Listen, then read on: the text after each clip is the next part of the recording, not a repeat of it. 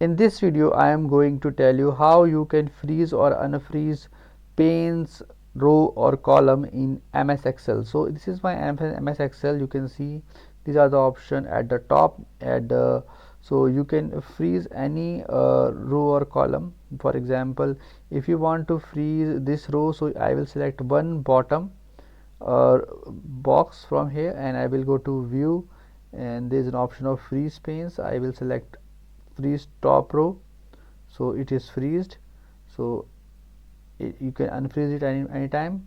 If you want to freeze the column, then again go to this one cell here, next cell, and press on freeze column. You can see it is now also uh, freeze. So if you want to select a freeze, unfreeze is already freeze, you can unfreeze it now, or you can simply go there again and click on freeze panes.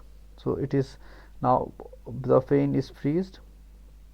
And if you want to unfreeze it anytime, you need to select this option.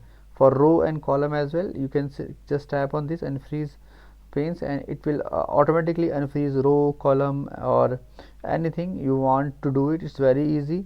I hope friends now you will be able to do it. If you face any problem, you can comment below and I will definitely give you reply.